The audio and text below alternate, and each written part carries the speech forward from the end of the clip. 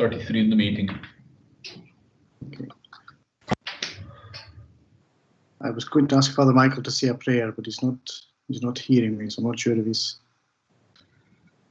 Are you there, Father Michael?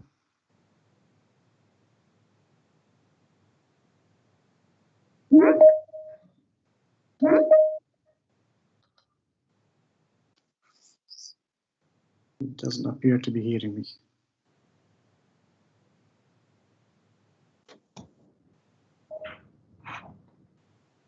So good.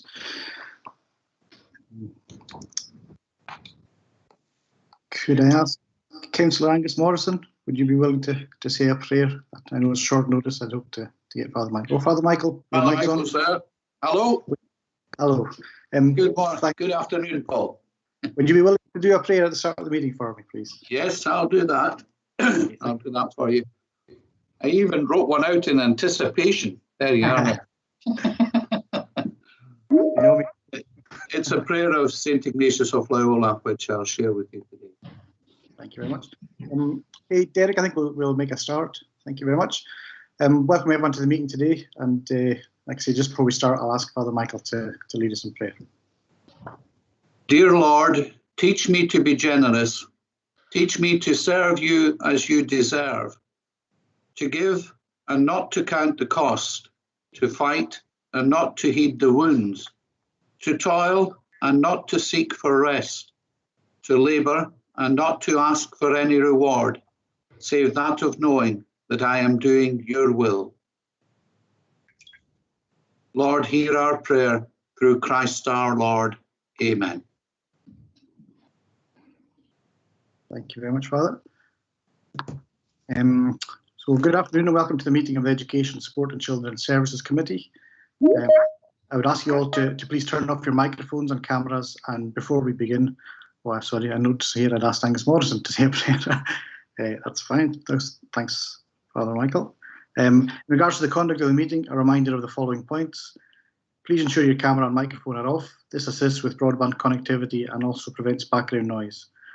I will call on the relevant officer to present the report. If a member or officer wishes to ask a question or raise a point, please do so using the raise your hand function on your device. I invite each member in the queue to speak, and at that point, please switch your mic and camera on. After you have spoken, please ensure that you lower your hand and put your mic and camera off.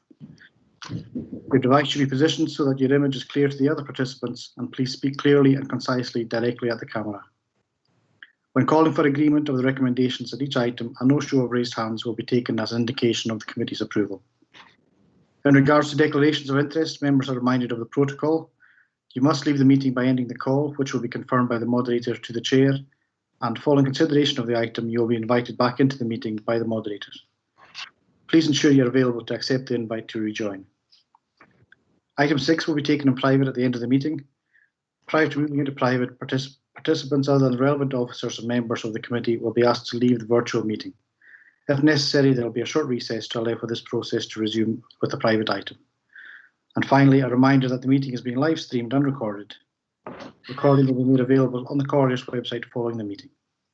So agenda item 1 is the minute of meeting of 26 January 21, and that's for approval. See no hands, so we'll take that as approved. Item 2 is the minute of the meeting of 23rd February 2021, and again that's for approval. See no hands, so we'll take that approved. Item 3 is declaration of interests, and members are asked to declare any interest they may have on any items on the agenda, and it would be helpful if members explained why they are declaring an interest in the item concerned. So if any members like to declare an interest, they could raise their hand. I see no hands. Again, you can raise it at the relevant item if you feel that's appropriate. Agenda item 4 is presentation, and we have a presentation today from Who Cares Scotland. So I'm not sure, is it Rachel or Donna who's leading that? Or Tom, sorry, of course it's Tom. Silly. Thanks, Tom, if you'd like to go ahead with the presentation. Thank you very much indeed, Chair. It's a pleasure to be here. We're going to open with 10 minutes or so from us. It's in 3 parts. We're going to finish up with Rachel McDonald, who's employed by the caller, with a focus on attainment and opportunity for care experienced young people within education. The middle section will be Donna MacLeod Bray, who started with us in December of last year as the new advocacy and participation worker with Who Cares Scotland, stepping into Alison Frizzell's shoes, who many of you will have known over the past years. And it's going to kick off with me with a wee little introduction about the core of the work that Who Cares Scotland is involved in, but also within the context of the islands and within the context nationwide of Scotland, why that work perhaps feels particularly important at this time. Threaded through all of what we'll talk about, and obviously there'll be opportunity for questions at the end, threaded through all of that, are the real lives of children and young people of different ages, from 0 and below 0 in pregnancy through to 26 and beyond throughout the islands, all the way through the islands. Something like, I think 180 children and young people at the moment across the Western Isles who are thought to be in need of such additional support that they require a multi-agency child's plan, and 60 plus children and young people across the islands whose circumstances, whose home circumstances are such that the state, through the caller, through the hearing system, through permanence orders, has had to step in to make sure that they are provided with the support, the nurture, the love that they require. And those young people will be in a series of different circumstances. Every single one of them will be in different circumstances. Some of them will be in foster care placements across the islands or perhaps over the water. Some of them will be living independently, having recently left formal care. Some will be staying with a granny or an uncle or an aunt in kinship care, and some will be within their home environments with their families, but subject to a formal order. Every single one of them, amazing young people, but all young people who in one way or another are more on the edges than their peers. And that's reflected in so many different bits of evidence and information about the pathways that group within our society across Scotland and across the Western Isles, that pathway and the more struggles that is faced in that pathway for those young people and their efforts to create positive lives into adulthood. The work of Who Cares Scotland is really threefold, and I'm going to touch on each of the strands in turn, but it is all powered by one central passionate belief, and that is that if you turn up the volume of what young people have to say, we all learn. We all learn, but also it gives young people the opportunity to play a leading role in shaping their own lives and building their own capability over time. Who Cares Scotland has been a nationwide organisation offering advocacy support for care experienced children and young people for over 40 years in Scotland. It won the Charity of the Year UK-wide in 2018-19 for the power of its work, and it's been a presence within the Western Isles for many years now. The three strands of our work, all reflecting our vision, our strategic vision, which is a lifetime of equality, respect and love for the care experienced people across Scotland. The three strands begin with individual voice and advocacy support. And Donna, in a wee while, will be touching a little bit on her early experiences of the power that comes when children and young people who often will find themselves at sea in processes that they don't really feel that they have any ownership or control over, where key decisions are being made about their lives, about who they see, about whether they live with siblings, about whether they live with their mum, about what support might be offered as they struggle in a school environment. The first strand of our work is alongside them, able to offer them the very distinct service of simply saying, we are here to help turn up the volume of what you have to say. So advocacy support. The second strand is collective voice, and as a foundation to that, just opportunity. Some of you may have been involved in last year's Care Day in February of 2020, when the care flag, the Western Isles care flag, was raised powerfully in front of the town hall as a symbol of community support for care experienced young people in the Western Isles. And those sorts of powerful moments arise out of just diverse, imaginative ways to create an opportunity that brings young people together, where there's a sense of something being shared and where bit by bit they feel able to express themselves collectively about the things that matter to them, early stages, for example, of the Young Islanders, a powerful group based within the Nicholson 3 or 4 years ago, a real theme about concern about bullying and collective voice, finding imaginative ways of communicating the supports that were available to support children and young people throughout the school. So collective voice, collective opportunity, the second strand of what we do nationwide and across the Western Isles. And thirdly, change. We all know, and I know members across this committee and members across the Caller as a whole are passionate about this area. We know that in Scotland, we still do not do well enough for those that we take responsibility for. We don't do well enough. Their pathways are far more troubled than their peer population. And so change is the third area that Who Cares Scotland focuses on. And we do that through voice, through voice.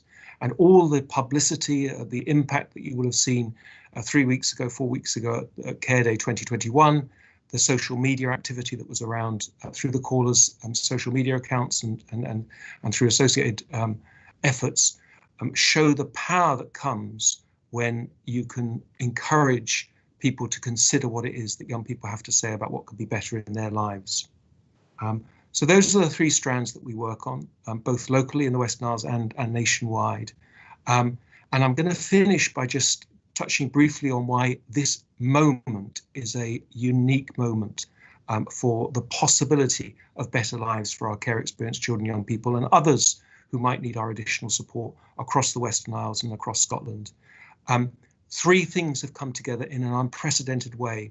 We have the publication of The Promise, the outcome of the independent care review, fueled by thousands of voices of those who'd experienced care in Scotland, published in February of last year, and the centrepiece, without exception, for government policy over the next 10 years to work collectively to create better opportunities, pathways, and life chances for our care experienced and other vulnerable young people. So The Promise. Secondly, the UNCRC. Members will be aware that incorporation passed its final legislative stage a matter of days ago, and that over the coming 6 months, and Who Cares will be closely involved in this, shaping guidance that will fundamentally change the central role that rights and children's rights have to play in shaping the supports that are around them. And within that legislation, there's very specific emphasis placed on those children for whom the state has had to take additional responsibility. And who are within care in whatever way it may be. And thirdly, of course, the pandemic, which has left us all raw, has certainly left those that we serve, the children and young people, most on the margins, sometimes in our communities, even rawer. But it also, I believe, and I'm sure it's a widespread feeling, it opens doors, it opens opportunities for us all collectively thinking about what it is that we could be doing that really begins to bring transformational change to the life chances of every single child and young person within our community. So those three things coming together, a unique moment, and it's an absolute privilege and a delight to see the way in which the Western Isles has responded. There's never been a Hebridean Year of Care before. In fact, there's never been a Year of Care anywhere in Scotland before. And although we'll be feeling our way with that, and it will be a collective effort, I'm tremendously excited by the opportunity that the Hebridean Year of Care offers in beginning to try and see where we collectively go with those three distinct themes that make this a really exceptional moment of possible change. I'm going to hand across to Donna. Thank you very, very much for listening to me. And like I say, we'll obviously take any questions there might be at the end.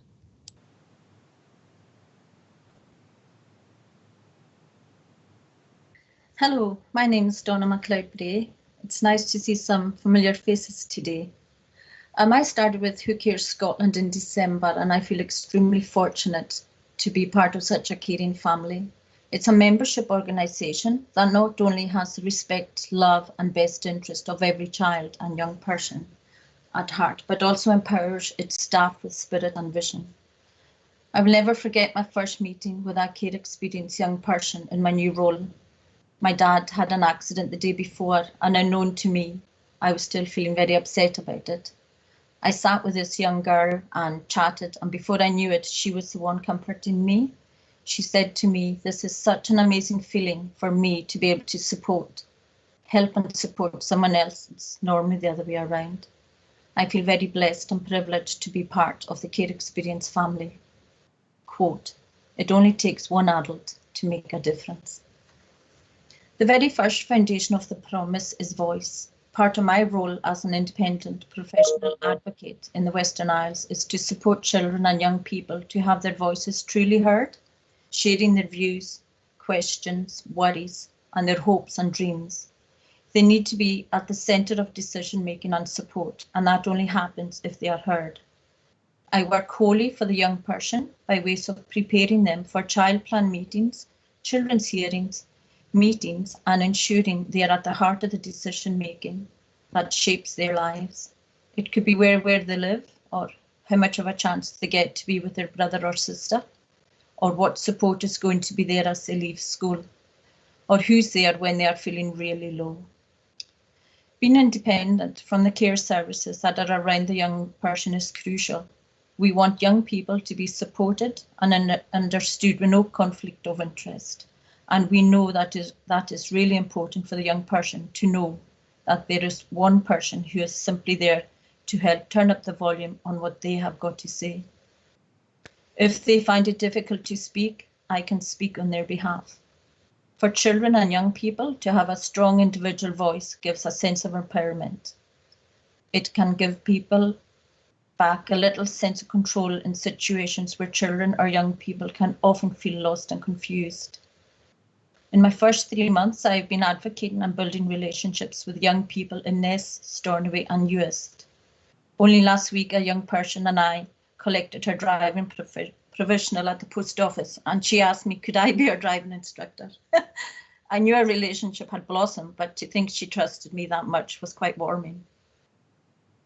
Who Cares Scotland and our partners collectively offer a wide range of groups, activities and events for care experienced and other young children throughout the Western Isles who may benefit from it. These collective opportunities open doors for children and young people and builds their confidence. The chance to connect with people who have similar or shared experience helps everyone to feel understood, respected and that they belong. Last week at a Zoom meeting with the group Young Islanders, one of the young girls shared she feels the loss of their space at Arcree in the town hall has upset her, and she feels anxious about where she will go to feel safe, talk privately to someone, engage with services and feel that homely environment Arcree offered her and her friends. While celebrating the Festival of Care and National Care Day locally, we were astonished and overwhelmed by the community support from the Bit to Barra. Islanders in their thousands supported and participated in the Festival of Care, theme being the light, by building beautiful lighthouses shining bright in the Western Isles.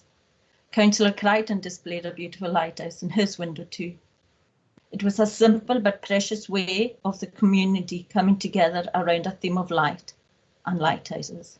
How do our young people bring light into our lives? How can we be the lights and beacons for them?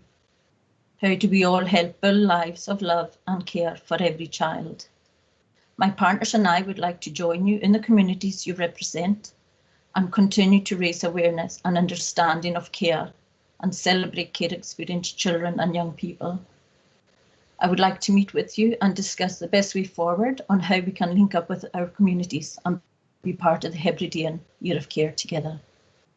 I would like to leave you with the following statement from a workshop I attended. It takes a village to bring up a child. I will pass you over to Rachel and she will speak further about the Hebridean Year of Care. Thank you.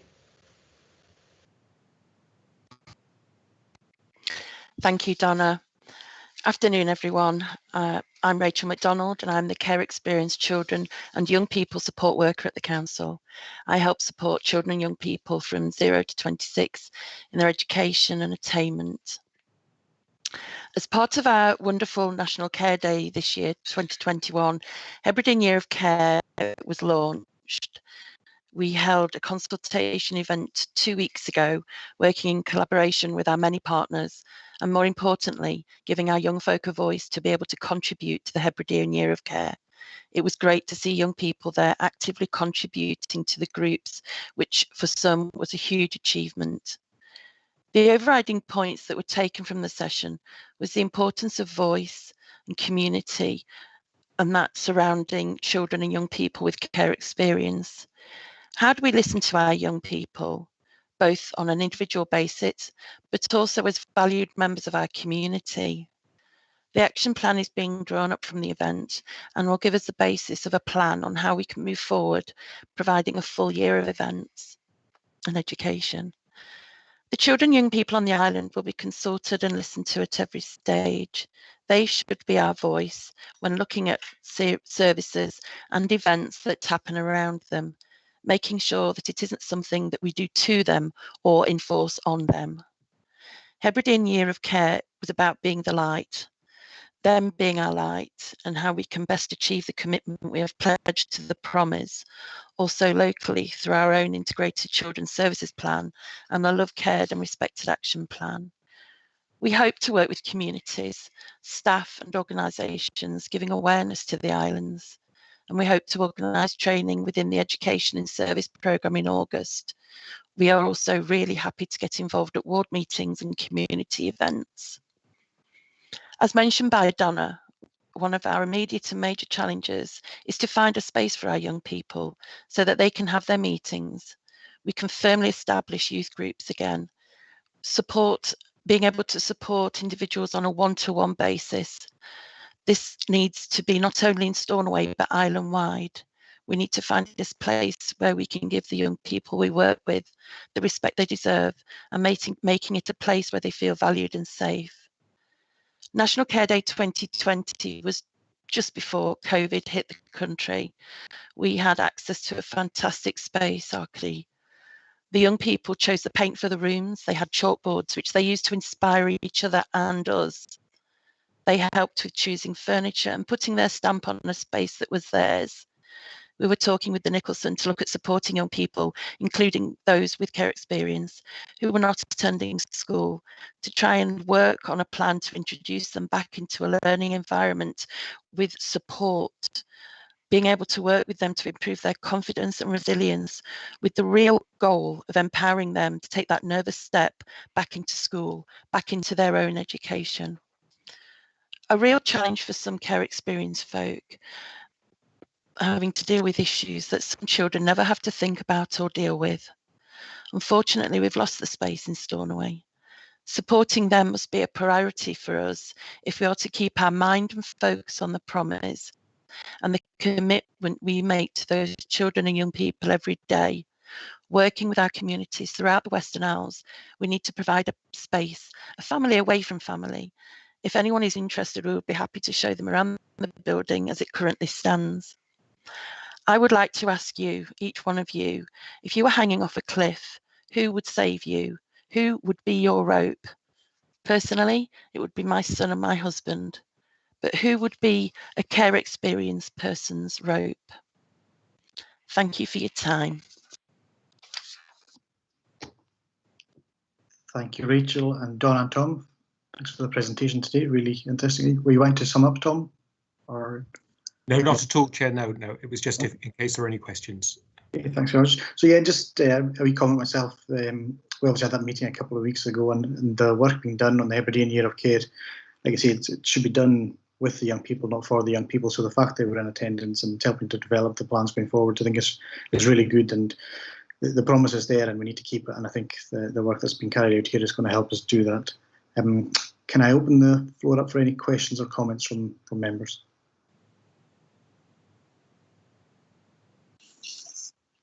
Yeah, Councillor Charlie Nicholson.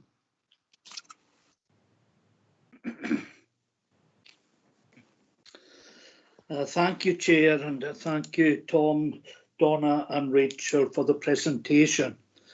The presentation, from my perspective, was very encouraging indeed in the way that things are going forward. And I've known Who Cares Scotland for a number of years, and I take on board very, very clearly the points you were making, that it takes one voice to make a difference for the young people, and takes a village to bring up a child. Well, as members, we have that on our own heart for our young people. and I will be supportive in years to come. And I thank you for all the work that you're doing with the young people. I don't know Tom that well, Chair, or I know Donna from sporting side, but I know the work of Rachel and the work that is going on with families and everything. And I would suggest, Chair, we should support it in every way possible. And I'll come to the question now, Chair. I heard in the presentation there that you've lost your premise on that. The question, Chair, why is there loss of this premise?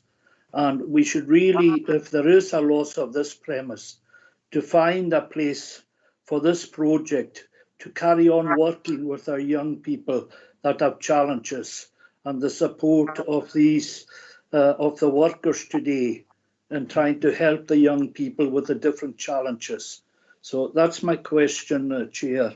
They mentioned about the loss of the place. I thought that was in the town hall. I thought it belonged to us. And if they've lost the place, why have they lost the place, Chair?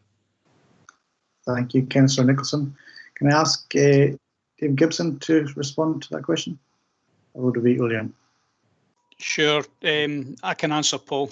The description of what's happened is absolutely correct. The space in the town hall was originally temporary. It has been looked to be used for other purposes around young people to do with apprenticeships and skills development. However, we're already in discussions with the head of property and infrastructure to attempt to identify another such place, and one that hopefully will be more than temporary. So I agree with everything Who Cares has said, and I find it hard to disagree with anything Councillor Nicholson said. And there's also the challenge, and Chair, you'll appreciate this, that it's not only about having a space in Stornoway, it's about having a space right through the islands for young people to be able to come together in that sort of way. So I take the point on board. I can't give you a specific answer, but what I can say is that we are having meetings, the director, myself, the head of property and infrastructure, and others to identify exactly that space. I hope that gives some reassurance. It's not something that's going on the back burner. It's something we're actively working on. Thank you. Thank you. You okay with that, Charlie? You're on mute. Charlie, you're on mute. Thank you, Chair, and thank you, David, for that response. I assume, Chair, that they will not be moving out of that space until another space is provided for the project. I would be very upset that if we're moving them out of the space that they're in just now to carry on with the excellent work that they're doing with families and individual young people. So I would ask for support on that, Chair, that they would not leave that space until another area is recognised, and that they can move to that area to become their own space, not only in Stornoway. We should be looking at the situation in Harris, we should be looking at the situation in Uist and Barra and supporting it in any way we can. David. Thank you, Chair. Thanks, Charlie. Do you want me? It was just to say I can't give that level of detail because I don't know it off the top of my head. However, what I will do is I will try and find that out, Councillor Nicholson, and I will feed back a brief as soon as I can. Thank you. Thank you, Dave. I know a couple of sites have been identified and we're having discussions, so we will get back to you. Convener?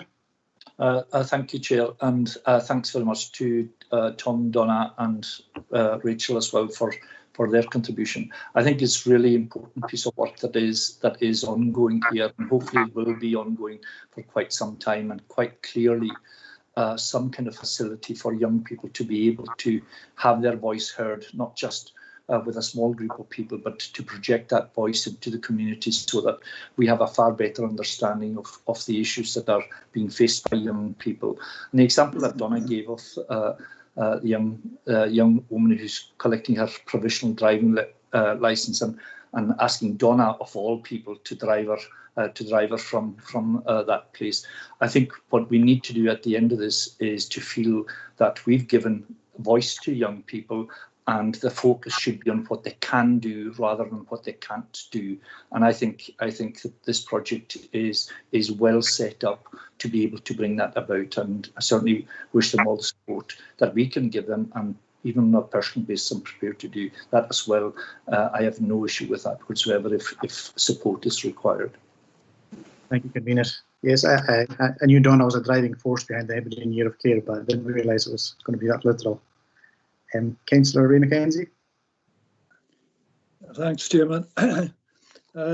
Yeah, I actually was going to ask the same question as Charlie about the premises, and obviously I don't have the same background that Charlie and the convener have, and with their experience, professional experience in this field. But all I will say is that I was extremely impressed by all three reports, and I thought they were excellent. Thank you. Thank you, Ray. Councillor Noddy MacDonald. Yeah, thanks, Chair. I just would like to reiterate what's been said by the convener and also by Charlie. And I hope that David realises that with yourself as Chair being the youth representative for Houston Borough and myself for Lewis and Harris, that not that he feels under any additional pressure, but that we will be keeping a close eye on the progress with this, and that hopefully our young adults experience a seamless transition from one facility to the other. And just let's hope that we can manage to support in the manner that we've been up to this point. So not that you're under any pressure at all, David, but there's a few eyes here keeping a close look on you. And Charlie's been a long-standing supporter of youth work within the islands, and myself and Paul will be keen to follow up on this, just to make sure that we are supporting our young adults as best we can. I'm sure you'll come through for us. Thanks for that, Noddy. Councillor Callum McLean. Yes, Chair. Thanks very much, and thanks very much for the report, ladies and gentlemen. It's good to hear the work that's going on amongst our young, especially at the day we're in today. Not only because of COVID, but just the general day we're in, and I wish you well. The one thing about the young people you're dealing with is they like to be listened to, and they like people to listen to them. That was always the case, but particularly now, some of these young people can be feeling isolated, and it's great to see you having that relationship already. Donna, since you've just come in, and Rachel, you've been doing it for a while. But I encourage you all, you're doing a fantastic work, and well done, and keep it up. Thank you very much, Callum. Are there any other questions or comments from anyone? I don't see any hands. So just to finish up there, thank you very much, Tom and Donna and Rachel for your presentation. And hopefully the Hebridean Year of Care comes out as well as we hope it's going to. Thank you. Okay, so before we move on to performance management item 5, I'd just like to go through a few good news stories that we've received over the last while in relation to education, skills and children's services, and children's services. Instrumental music service support. Our general music teachers have continued to deliver music tuition to pupils across all schools during the recent period of remote learning, and this continues to be well received and appreciated by pupils and families. Between August and December, restrictions on certain musical disciplines performing in school brought about by concerns over aerosol transmission of the virus had created challenges for our staff and pupils. However, teaching once again to pupils remotely into their homes has meant that our brass, piping and Gaelic singing teachers and pupils have once again been able to participate fully in practical learning and teaching, and this has been very welcome. One of our Gaelic singing teachers has reported that during the period of remote learning in some homes, whole families have been joining in with Gaelic song sessions she had been delivering. The Gaelic singing teachers have also enjoyed working with children in some of our learning centres, and this will continue when the schools return on 15th March. Done as there are no restrictions on singing in early year setting. Our YMI project for 2021, which had been significantly amended for this session due to a change in the funding criteria, will involve a pilot project running over 8 weeks in the next term, developing general musicianship and pre-instrumental skills to pupils in 7 primary schools across the Highlands. Ian McKeever, the Modern Heritage Committee are hoping to stage a virtual Modern Heritage in June, now in partnership with Cornia's MMU. We hope to have an online concert with a selection of entries possibly going out on the school Facebook page. The remainder, which aren't featured in the concert, will hopefully be uploaded to the school's virtual platforms. Pupils in Lewis and Harris are doing well during their homeschooling, with over 100 pupils receiving chanting and piping tuition. The chanting and pipers have not been able to use their own original instruments in school since March 2020. However, instructors have been very grateful to hear them on their own instrument. Also, progress has been made, and all pipers are tasked each week to learn a new piece to add to their repertoire. Some pupils are preparing to compete in some online competitions, some as far as Canada. Thanks to pipe tutor Ashley MacDonald. The Lewis and Harris Youth Pipe Band have offered online pipe band practice since the pandemic started in 2020 and have continued this year too. Instructors made a stop for pipers to play their pipes during the practice, although nobody can hear them but themselves. Instructors can see they are playing and a chance for them to have their pipes tuned with it all. The Lewis and Harris Youth Pipe Band, Cordia, IMS and ESCO are absolutely delighted to welcome Ailey Young, apprentice drumming instructor, onto our team. We look forward to seeing the progress of our up-and-coming drummers in the near future. We're very grateful to Scottish School Pipes and Drums Trust, Moyval Trust, Wilson Trust, Horshadow Trust, Ganachie Trust, Willie MacLeod's Trust, and Tiny Chigal in funding the sport and supporting Ailey's 3-year post in delivering pipe band drumming to pupils throughout Lewis and Harris. Finally, Lewis and Harris youth band members love performing, and although we cannot play together at the moment, starting on the 12th of March, each week a different band member will perform and record a performance which we look forward to sharing through our social media on each Saturday.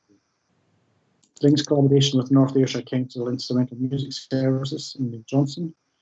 String pupils from Lewis and Harris schools have been working together with North Ayrshire Council Instrumental Music Service in an exciting new recording project. The project will involve pupils from both local authorities rehearsing various pieces of music together online, which will then be recorded and filmed in a final rehearsal to create a large-scale patchwork video. We are also very fortunate to have a string quintet from the Scottish Chamber Orchestra that will deliver 2 workshops during the practice. There's an excellent opportunity for our pupils to hear and work with some of our top professional string players from Scotland. This is a great chance for pupils in Cornish schools to work with pupils from other parts of Scotland, explore new music and different styles of playing. And we hope that this project will be the start of many more similar projects in the future. Wind and Brass, Gavin Woods. Wind and Brass players have been involved in the following activities since the start of the 2021 academic year. Workshops, 2 students and 1 ex-student who left in June 20 were selected for the Scottish Chamber Orchestra series of ensemble workshops run in partnership with the St Mary's Music School. Following the visit by the Royal Regiment of Scotland Band in 2019, several students have been involved with ongoing engagement, including online workshops throughout the last term. 2 years higher education study in music. 1 ex-student left school in June 20 is auditioning for the Army Band in the next couple of months.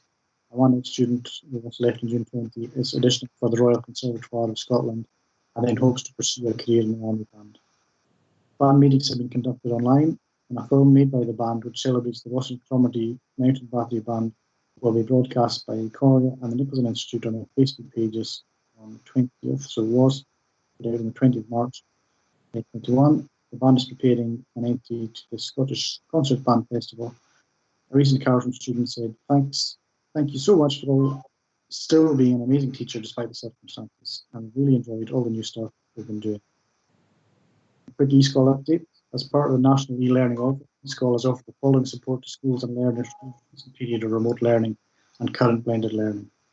Doug's Discovery Den for early years, including Primary 1, is an ever-evolving online learning environment that has proven to be extremely popular. Sustainable Scotland for 2nd and 3rd level is a programme of lived and recorded learning experiences delivered in partnership between eSchool, Keep Scotland Beautiful and West to West.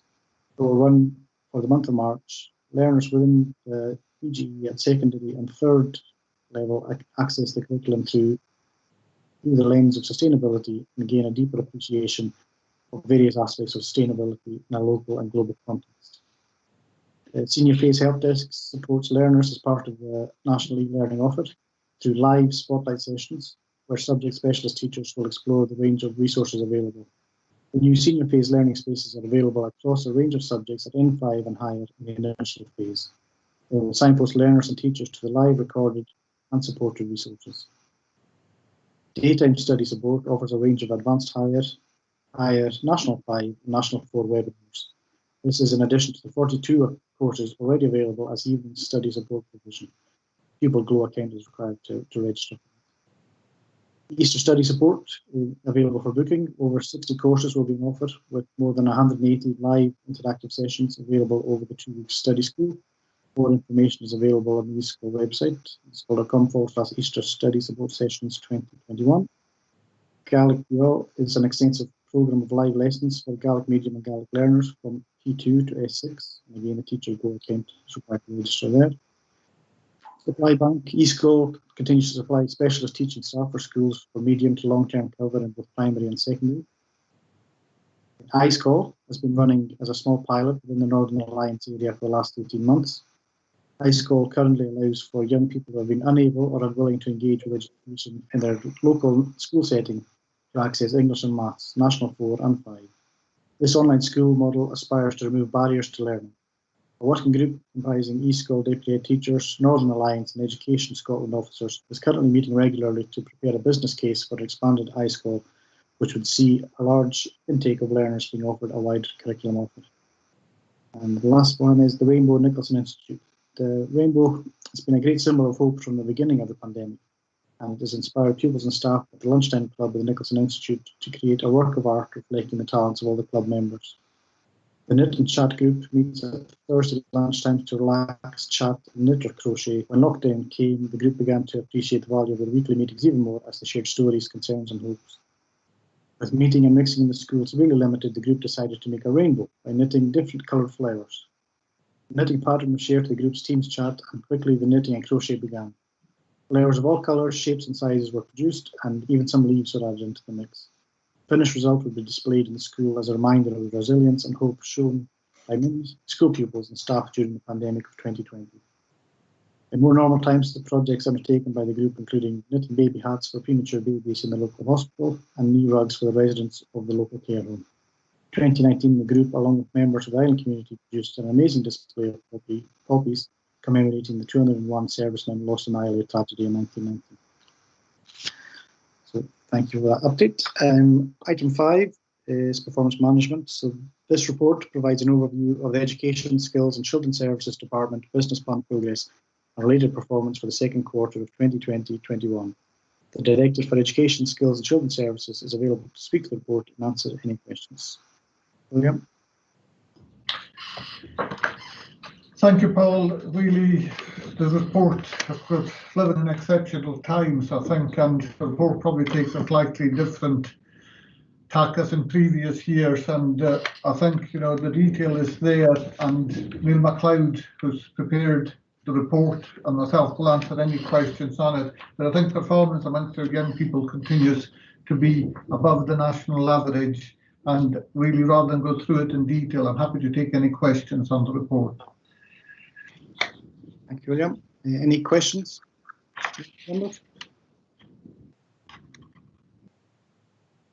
Yeah, Councillor Roddy Mackay, yours. Thanks, Chair. Yeah, it's not really in reference to this. It's in reference to the previous item that you'd read out, Paul. There's been a lot of talk about the music provision throughout the islands, and in particular to do with Chanted and Primary 5. What you read out there all sounded very, very encouraging, but I think that that really merits a report of its own to come to us to let us know exactly what's happening with regards to music in particular throughout the schools. There was an enormous amount of information there, and really to try and take that in as you were reading it through, it just, a lot of it, I must say, went over my own head. So it would be good if that could actually come back to us in June so that we could have a look exactly at what's happening with regards to music tuition within the schools, if that's at all possible. Thanks, Chair. William? Yeah, we're happy to do that, but just maybe in the short term, before we're able to bring a report, I'll just clarify a couple of issues. with COVID this year, it's had an impact really, and Creative Scotland have also changed the conditions in terms of YMI delivery. And one of the conditions now is that it's general musicianship to P1 to 5, and that the specialist tuition is in P6 or 7. But we'll bring a report to the next committee, and I'll speak with the YMI team to get that report done. Thank you. Councillor Gordon Murray. Thank you, Chair and Fiskerma. Just firstly, like to say congratulations to William MacDonald and the staff in continuing to go beyond the call of duty in these difficult and challenging times. They're doing exceptionally well, so thank you for that. Given the circumstance with COVID and all the issues with children's inactivity and lockdown and the effects that these are having on physical and mental health, I suppose sports, music and arts really become even more important than they are, especially when many children are getting into computer games and iPads and iPhones. I don't know, Chair, if you've had that in your own house. I have. I think about a year ago, I'd like also to say I'm not a member of your committee, but I think about a year ago, this committee agreed to set up some sort of informal discussion group to act to support furtherance of sport and music and arts development. And I think there was members from across the islands, across parties, across committees put on the fora. It hasn't met. Obviously, things have taken more credence and importance. But given the fact that sports and music and arts is really important at this time, as we hopefully look to come out of lockdown, would you, Chair, be able to see if you can push that and organise a time where we can meet and discuss and see how we can support William and his staff and members' input and contributions into that? Yeah, thanks very much. Yeah, thanks, Gordon. Yeah, we're actually working on that. We're hoping to get a member officer working group up and running as well as the sports, art and leisure forum. So yeah, hopefully we'll have some progress over the next month or so on that. So we'll keep you in the loop. Councillor Callum McLean. Yes, thanks. It's to William again, just to go over. Thanks for the report. It's enlightening. But you would agree with me, William, that we're living in very difficult times. We're in the COVID, and I do feel for you really that in order to try to achieve the savings that you're trying to achieve, it's difficult at the best of times. You must be feeling very, very difficult with for the last year with this COVID crisis coming on top of us, and with all the implications that have. You mentioned in 7.3 that one of the risks that you have is school targets not being achieved and such like. The impetus is on learning, especially at this time, because children have lost an awful lot of learning over the past. To compound that then with trying to do savings and trying to service redesign, I see you're emphasizing two things: the success of VER and the success of service redesign. Is that correct? These are the two things you seem to be homing in on in this report, if you're going to achieve the savings.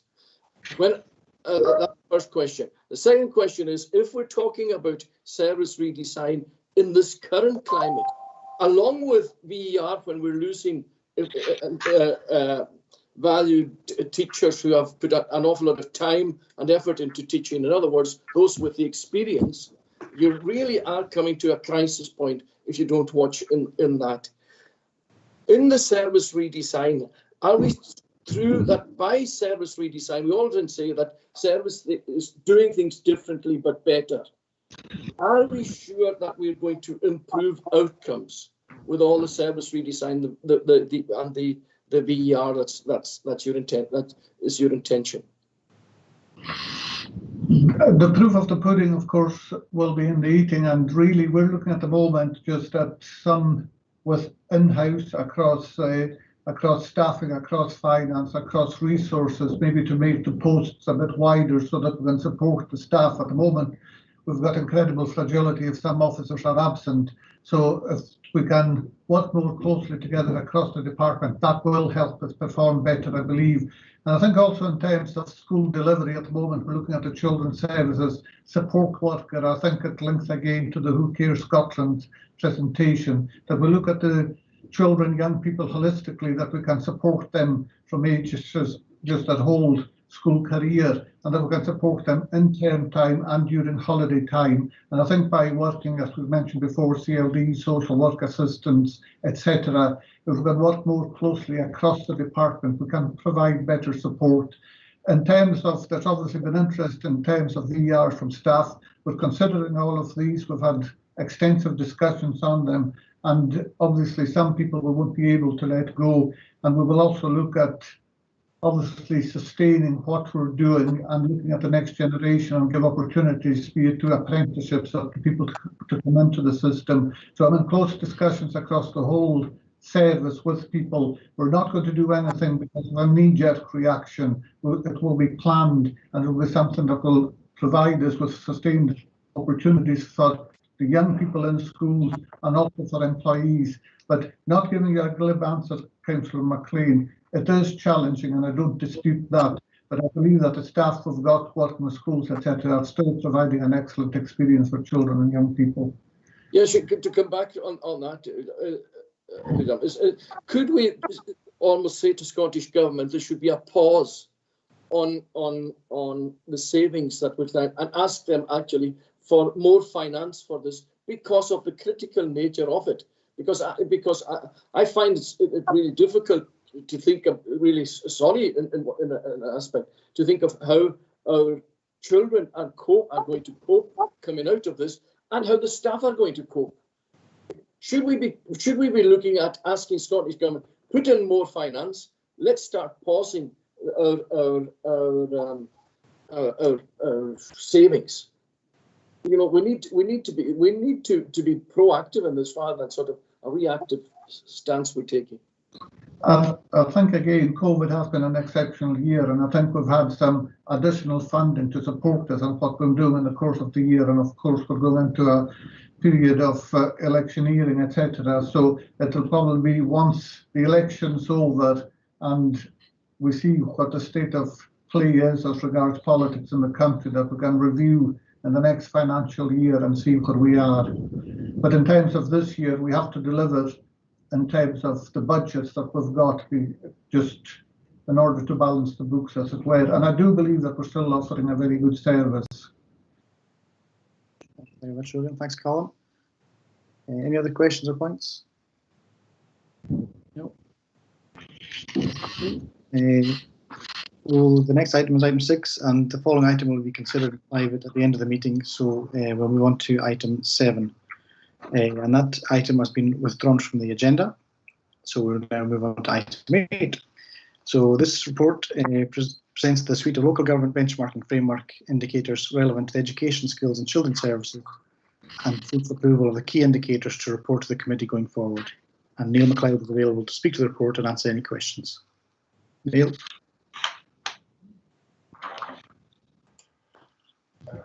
Thank you, Chair. As you rightly said, the report is about the local benchmark framework indicators. The indicators that have been identified at 6.2 are those that we are recommending are reported on an annual basis.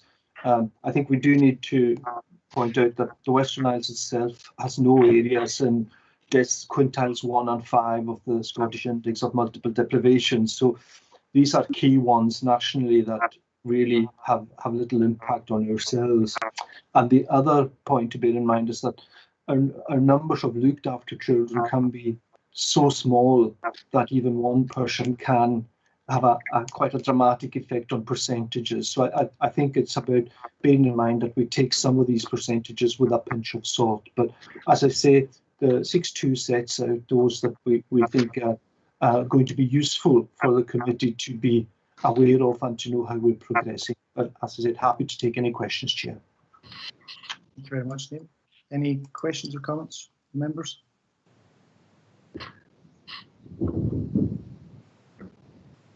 No hands up.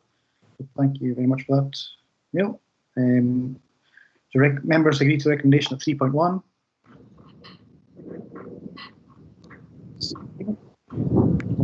Provision, item 9, and this report provides an update on progress with the school improvement framework, and the Director of Education Skills and Children's Services is available to speak to the report and answer any questions. William. Thank you, Chair. Again, I'll keep my remarks short. I would first of all mention at 2.3 that it was at the Cornwall special meeting rather than a seminar that the amendment was made and approved. And again, I've tried to produce the school improvement framework in the spirit of that amendment that was presented at the special meeting. And again, a lot of what is in the school improvement framework builds on what was in the Robertson report. And I would ask members to note that this is a draft, and I'm happy to take comments from people as we progress. It has been presented to LNC as a draft already, and we met with them twice, and they've approved the school improvement framework with the proviso that we look at the secondary section of it, which we will post Easter once we have executive head primary in place, and we'll look at structures for secondary. But again, I would look at in terms of the Robertson report that stated that we just lack capacity in secondary in terms of school improvement, so we'll work with officers and look at what we can do in that area. I would also ask members just to note in terms of the table that I've provided in Appendix 1A, and just really in terms of the Harris, Used and Barra schools, Mary Claire Ferguson, Angus McLennan and Graham are in that list, and that's just purely for operational risks, for operational reasons, so that Harris and Barra will not miss out on any in-service that's across. So it's basically just to provide a seamless service in terms of the improvement service, but there's no way will it take away from the headships in Surrey Scott and in Castleby secondaries. So these are really the only 2 points to note. And again, I'm happy to take questions on the school improvement framework. Thank you, William. Any questions or comments from members? Councillor Robert Mackay. Yeah, I'd just like to thank Willie for this report. It's a comprehensive report, as he says, it's been through the LNC, and it looks like it's identifying and taking care of the questions that we had going through the LNC. I look forward to seeing a complete version of this, but I'd just like to congratulate Willie on getting this to us so quickly, and it's good to see progress being made. So thanks for that, Willie. Thank you. Thank you, Councillor Mackay. Councillor John Mitchell. Oh, thanks for that, Chair. Yeah, following on a little bit from that, actually, I attended the meeting last night of the Surrey Scott School Parents' Council, looking at the new head teacher and various bits and pieces associated with that. And I think it would be remiss of me if I didn't mention the fact that on behalf of the school's council, the parent council, they were very, very impressed with the new director and his timious engagement and prompt consultation with the Parents' Council. We often, I'm sure Young gets plenty of stick in his life, as we all do, and I think it's important that we, if we're, credit where credit is due, that was mentioned last night, and thank you for that, Young. Thank you. Thank you, Councillor Mitchell. It's appreciated. Thank you, John. Okay, if there's no, Councillor Callum McLean. Yes, as one of the three on the LNC, I might as well say to William as well that it is welcome. This should have been done prior to the rollout of the executive heads, and I'm sure he'll agree on that one, because then at least we can see that there is structure, and it's good to see in the appendix in 9B the structure. At least it's readable, and we can say where you've got the responsibilities. It's actually good to see that we can, as councillors, as layperson like we are, we can actually see what's going on. If we had had this prior to the arguments of the executive heads, we would have been a better place together rather than all we've gone through over the past months. Therefore, I thank him for it, and it's good that it's in draft, and we can discuss more and more on it. That is a very good way of working. Thanks again, Leah. Thank you. Thank you, Callum, for your comments. If there's no further questions, do members agree the recommendation at 3.1? Agreed. Agenda item 10. This report provides information about the performance of school leavers in the 2020 S4 to S6 cohort against national key measures. And Donald MacLeod is available to speak to the report and answer any questions. Donald? Okay, thank you, Chair. Yes, this is a report being brought to committee today on the attainment data in terms of the leavers from S4 to S6, and that's an important thing to highlight at the moment. This data specifically relating to those who have left school in the 2019-20 academic year.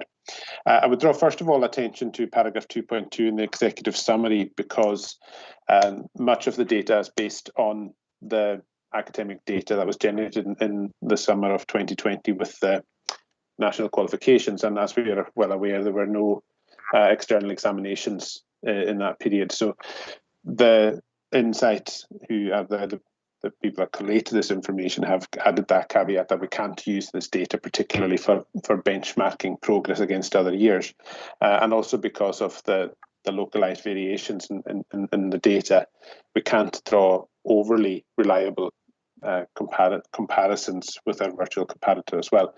It's useful in terms of analysis of our in-year performance, but we do have to be cautious of drawing too many parallels around that data, because ultimately the measurements were administered in a different way. I would also highlight as well that the data is overall a positive picture for the Western Isles, and there's good progress continuing to be made. In 5.3, it sets out the four main measures that are used in this benchmarking tool. The improvement in attainment in literacy and numeracy, and that is to do with the awarding of both learners achieving both literacy and numeracy at SCQF 4 and 5. Improving attainment for all focuses on the attainment picture for our lowest 20%, middle 60%, and highest 20% of attainers. And then the increasing post-school participation is that measurement of the outcome post-school for young people approximately 3 months after leaving school. And then tackling disadvantage is about their attainment in relation to deprivation data. So the report sets out the measures for 2020 based on that picture, and goes through each of these sections. Overall, the picture, as we've indicated for the Western Isles, is positive, although there are some areas where we will continue to focus on improvement. One of these is at 6.4, where we're talking about improving attainment for all. It's important that it recognises in the graph and in the text that the impact of all our intervention for young people is showing that we are doing very well in terms of the performance of our young people and the support provided to them. And the middle 60% is on a par as well. But there is still work for us to do in terms of making sure that our highest attainers continue to attain at a level that's appropriate too. Although I would caveat this as well, that it's to do, the data is gathered from tariff points, and within the Western Isles we've been sector leading in the last number of years in providing diverse pathways for all our learners into particularly workplace and applied learning courses. And these take the young people into different pathways that are very productive and effective for them in employability, and I would link that on to the next section in post-school participation. But that can have an effect on our overall tariff point. So I would caveat that as well, that that's not necessarily in the highest 20% and a necessary underperformance.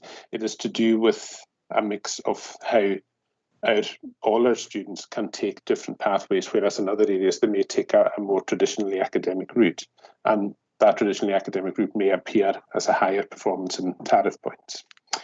But linking into that, there's the evidence from 6.5, 6.6 about the continued very positive picture for our young people in sustaining positive post-school destinations, and we continue to perform at some of the highest rates nationally, and our sector leading in that as well.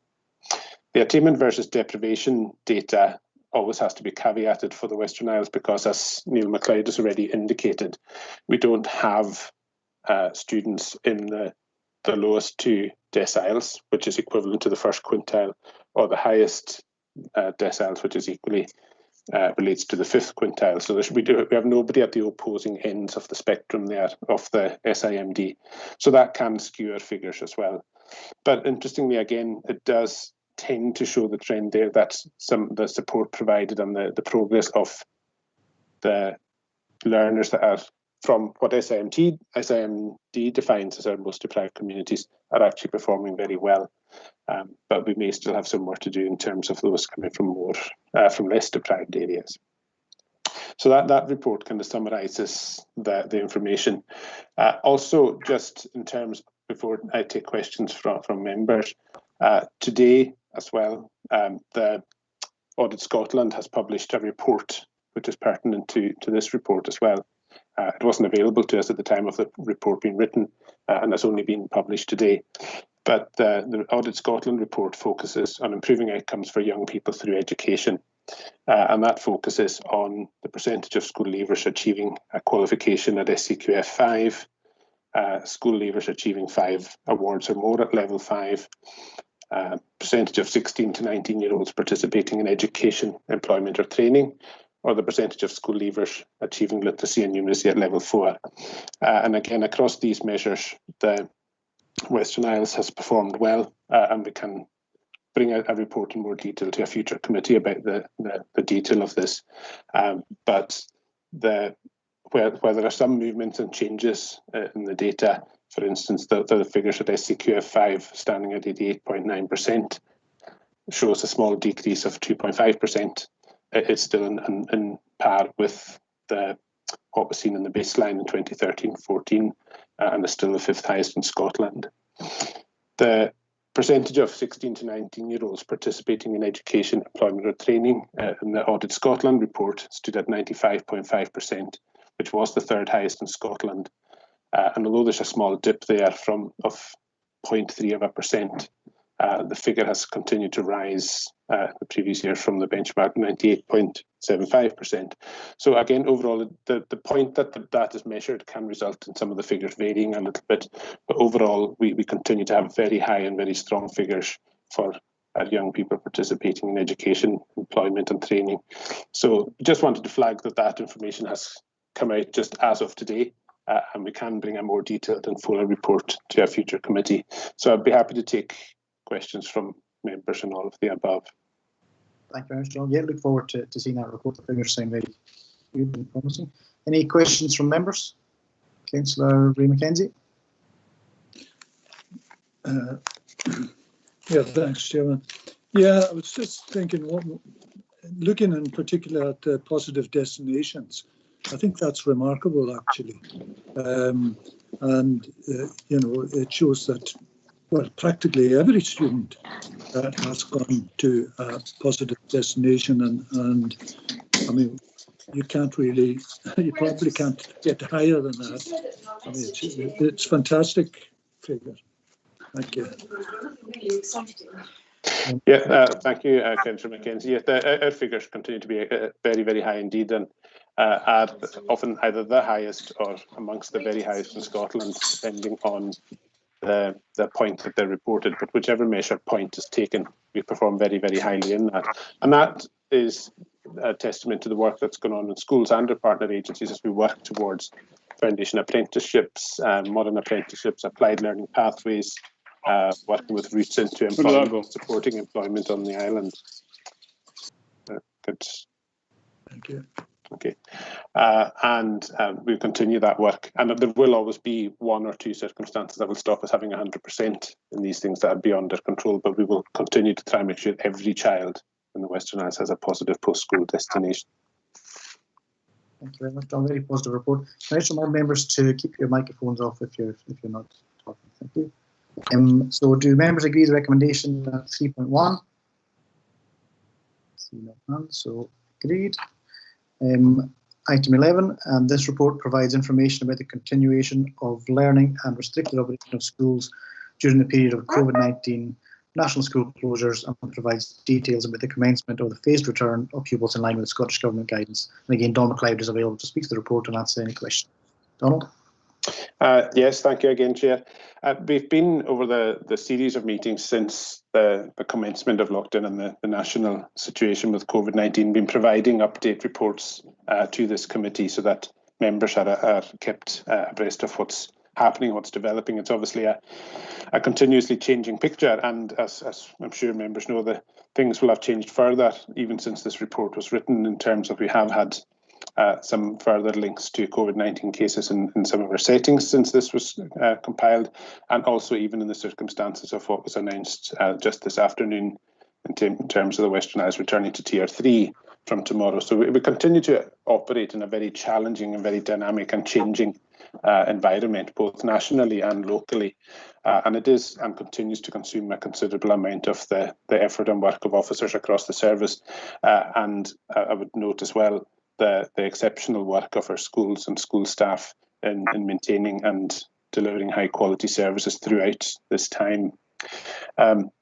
This report covers the period really from just at the end of 2020, when we got the confirmation from the Scottish Government that the nation was effectively going into another lockdown and that schools would be closed again from the return after Christmas in January. And the report goes through the various measures that have been taken and the work that schools have done to continue to deliver a service of education across that period of time, and also from sort of mid-February onwards, from the 22nd of February, the management of the phasing back of early years provisions and pupils in P1 to 3, as well as the work done to return a very small number of S4 to 6 pupils for practical subjects. And then subsequent to that, the return fully of the primary school estate from the 15th of March, which has gone very well, and the gradual increase of pupils to S4 to 6. We do expect that the announcement will be confirmed that our schools will be able to run to full operation when we return from the Easter break on the 12th of April. But that is still subject officially to Scottish Government approval, and we will await that. The report details the uptake and the support that's been provided for pupils during that period of time, as I described. I think it's important to note at 6.3 how much work the schools had to do to accommodate a significant increase in demand, particularly through the January into early February period, where, differently to the first lockdown, the islands at that stage, up until the end of January, were in protection level 3, tier 3, which meant many more parents were working, and there's a much more significant demand on schools in terms of key worker places, and there was a lot of work done with schools to support that, whilst also keeping our operations safe. I would also point out as well the importance of what's described at 6.7, which has been really important to us in terms of the again, national and sector leading work of eSchool, but also the work of our own schools in terms of managing and continuing to deliver an online learning provision over that time. So, and maybe finally, I would point out a couple of things at 6.9 and 6.10. The introduction of home testing for all school-based staff and for pupils in S4 to 6, and soon to be S1 to 3 from the 12th of April, has meant that it's added a very important layer to risk assessment and protection levels. And we know now on 2 occasions where this home testing has managed to identify in a very early way the risk of a COVID-19 case linked to a school, and it has allowed the school, the council and the health board to act very, very quickly to isolate and close down risk. So that home testing, whilst it's a bit of a challenge for the people who have to do it, it is helping and protecting our system significantly. And at 6.10, there is some information about the ongoing work in terms of risk assessment, and I'd like to acknowledge as well the importance of our partnership with trade unions and health and safety colleagues in the Cornley, and we continue to meet on a fortnightly basis, reviewing school risk assessments, operational procedures, and the latest guidance on making sure that our schools operate safely. So happily take any questions on any aspects of that report from members. Thank you, Donald. Just on the last couple of points you made there, the risk assessment obviously is the most important thing for getting our children back into school, and the home testing, I mean, it's going to be really important going forward to kind of nip things in the bud as soon as end of the year. So yeah, really good to see that. And just from a parent's perspective, I think the work that's been done across the department and throughout the schools, all the way throughout COVID, has been fantastic. Like I say, the guidance has been changing so regularly, and the way that you've responded and still provided a service, be that distance learning or online learning. It's been really very well received by parents, especially in Uist. Any members got any comments or questions? Councillor Mackenzie, your hands up. Yes, thanks, Chairman, again. And another excellent report, and well done to the department and to the schools and in handling the whole matter. I wonder, good news today too that we're in Tier 3, and let's hope that continues. I just wanted to ask one quick question, an update on the tongue situation that we got an email about yesterday. So, thank you. Yes, absolutely, Councillor Mackenzie. Again, through the process of the lateral flow home testing, it identified that there were staff on Sunday evening that tested positive and were subsequently confirmed through the NHS PCR testing to absolutely be positive. The risk assessments and the procedures with public health kicked in actually there and then on Sunday, and we're working with public health to identify the nature of the risk and the contact between staff and young people. The nature of the work and the contact tracing identified that there was risk to the continued operation of particularly the Gaelic playroom, but also because there's some crossover of staff and supervisory staff between the Gaelic and English playrooms. The advice in conjunction with public health was that setting should close for the remainder of the term through to Friday. And that has meant that a number of staff are in self-isolation, and also particularly the young people in the Gaelic playroom have been advised that they should also stay at home for that period of time.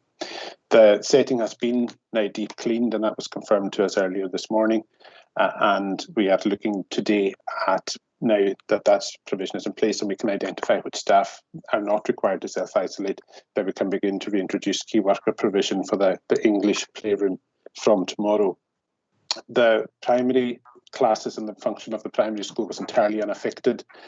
I think this was a good example of where, as well as the impact of the testing, the school's risk assessment, its management of pupil contact bubbles, observation of 2-metre distancing, wearing masks has meant that even although there was a cluster within the school, it did not affect at all the rest of the school because everyone was compliant with the risk assessment. And that has given a lot of reassurance to the staff and to the parents who are working in that. And we understand that there are concerns and that having a live case in the school can bring anxiety, but there's also great reassurance that all the measures that between ourselves and public health are putting in place, the rest of the service can continue to operate very safely, even when we do have that. And the fact that we were able to identify and isolate this very, very quickly meant that these staff members weren't in work and risking the spread of the infection wider. So the primary school will continue to operate as normal till Friday, and we'll have a provision for key workers in the English playroom from tomorrow through to the end of term. Thank you very much. Thank you, Chairman. That's right. Councillor Roddy Mackay, leader. Thank you, Chair.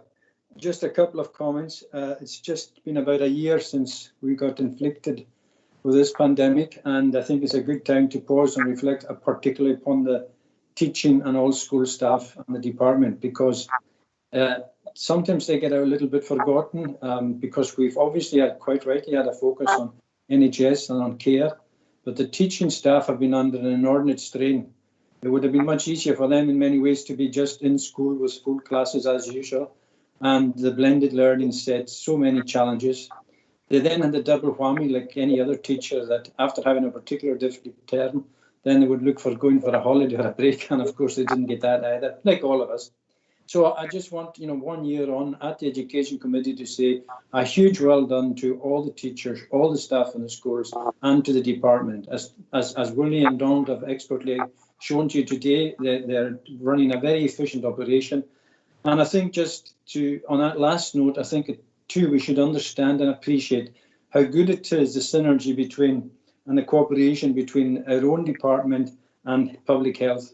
That the efficiency that they bring to reacting to cases even is really important. And we had meetings with the Cabinet Secretary yesterday around our wish to go to Tier 3. And one of the key features that we were able to speak about was this coordination and teamwork between public health and the council and education. So I think, you know, that good practice helps to give us all reassurance, and hopefully it'll give the staff on the ground reassurance, and it helps to give government reassurance that they can trust us as a society who are complying with all the guidance to advance through the levels. So in conclusion, well done to everybody involved in education 1 year on. We didn't expect any of us to be so long in this particular situation. Yeah, thank you very much, Leader. Yeah, to totally echo those comments. That's the last year has been something else. Councillor Colin McLean. Yes, I would agree entirely with what the leader Roddy has said there. Speaking to many staff members, they found this the most difficult time of their teaching career, is actually having to teach, especially when you've got to teach some of the classes face to face and then do online teaching as well. It's almost doubling their work. That is the one thing I would like to find, Donald, is in 6.7. You've got an average of 86% of all pupils have engaged with some form of learning. That's a very high percentage, and it's to be commended. However, have you got a breakdown between primary S1 to S3 and S4 to 6? Because I'm speaking to a number of parents with S1 to 3 children, and these am I getting the right gripes that I'm getting is that their children are not engaging with education, particularly S1, S2, S3. Maybe Ullab can answer that, but I think that's a problematic area. Mind you, it probably ever was. But have you got a breakdown for us? Yeah. Thank you for your question, Councillor McLean. I'm afraid I don't have a breakdown to hand immediately just now, but I would happily provide one when we have a chance to kind of collate that back again today. When I won't say I can't provide it just now.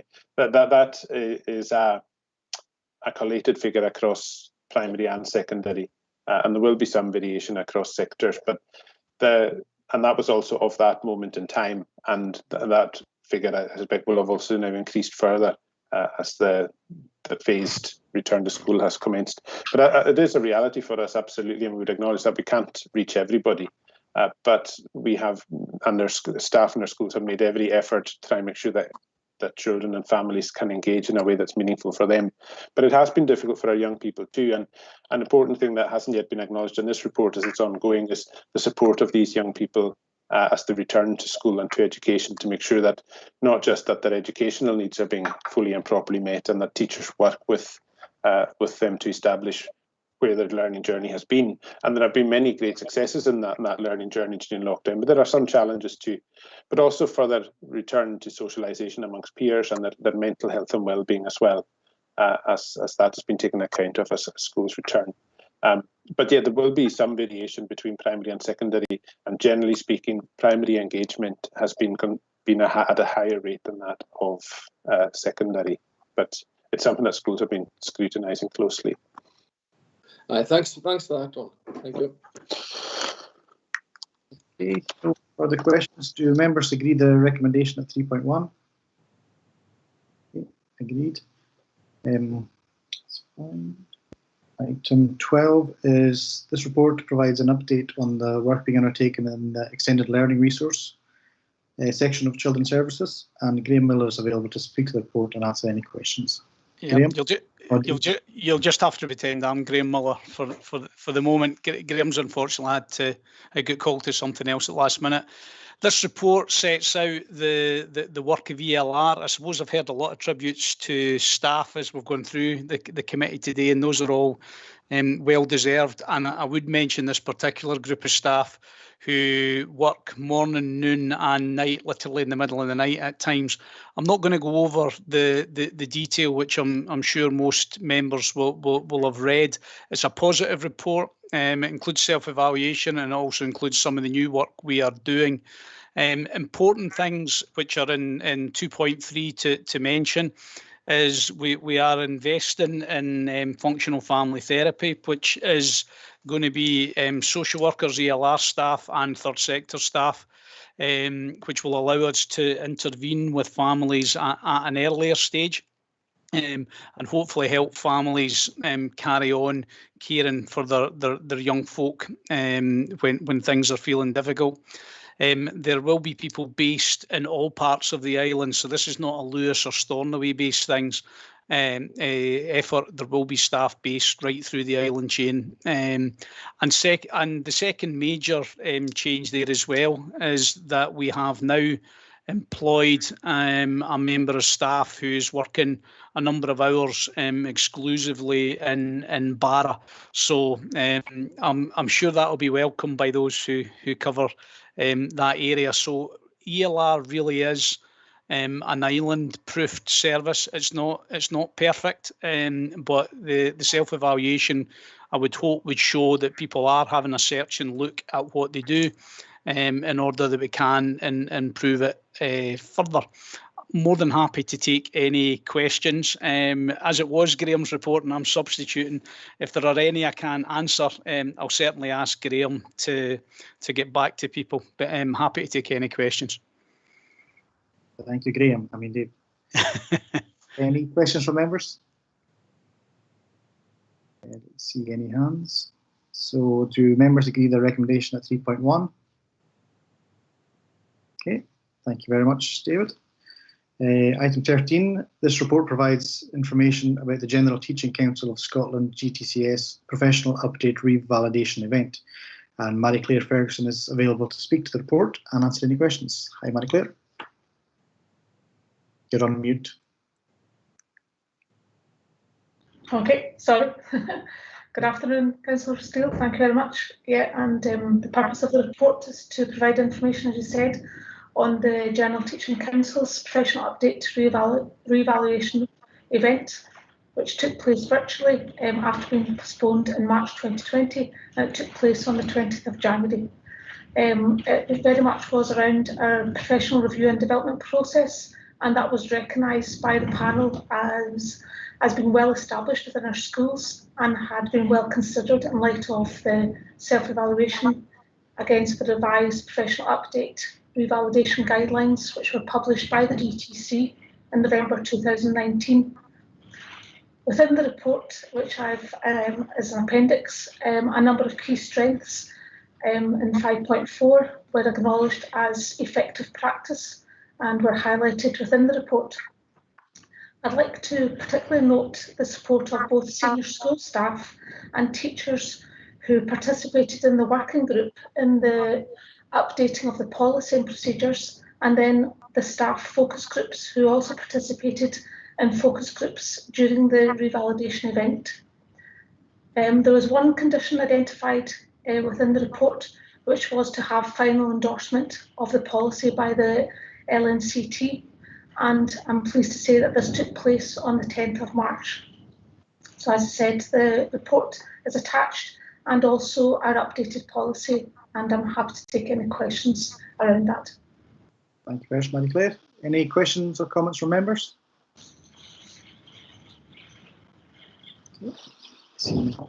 Okay, thank you very much. Do members agree the recommendation of 3.1? Convener, will you want to come in? No, that's okay. The members agree to the recommendation of 3.1. Thank you. Item 14, this report provides an update in relation to educational provision at Bernera School for the 2021-22 academic year and beyond. Donald MacLeod is available to speak to the report and answer any questions. Do you want to come in before the report, Norman? No, I'm just waiting until Donald's finished. Thank you. Okay. Thank you. Yes, the purpose of this report is to provide an update to the Comhairle about educational provision at Bernera School for the 21-22 academic year and beyond. And it seeks Comhairle approval for that decision to mothball education provision at the school from August and to also subsequently agree that the catchment should be subsumed into Briasclich School. The report provides the information about the role projections that are expected for the Bernera community at paragraph 6.1, which also provides some retrospective historic role data. It had been a fairly stable role for a number of years, but there has been a decline in that role, and that is projected to continue, mainly due to the fact that there are not young children in the catchment area of the school that are providing that onwards enrolment year on year as the other pupils reach school, the leaving age and move on to the secondary. The consultation was commenced by the previous director with the community. There was an agreement amongst parents and in that consultation process to agree towards a mothballing decision to allow a period of time to see if a potential new rule could be re-established so that the school could again be recommissioned if such a provision was able to be identified as such an audience be able to be identified for it. There are a few other important elements within the report as well in terms of that at 6.4 the COLA is undertaking consultation and work with employees that are affected in terms of making sure that there are employment opportunities for everybody involved within similar roles or similar sectors to that's their current employment.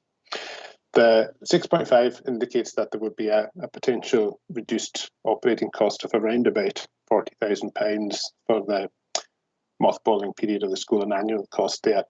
Because the proposal is to mothball, that the school must be maintained in a serviceable condition should it need to be recommissioned as a school. And that would mean that there will be ongoing operational costs in terms of the maintenance of the building. Also factored into that is some potential additional transport costs in terms of the changes to the required distance for travel and so on. The mothballing does require an annualised review, which is also referenced and committed to in the report. And I would take any questions from members in relation to the content. Thank you, Donald. Convener? Thank you, Chair, and thank you, Donald, for the report. What I'm going to speak about is something that's much wider than Burner School, although Burner School is an example of what can happen in remote communities over a period of time.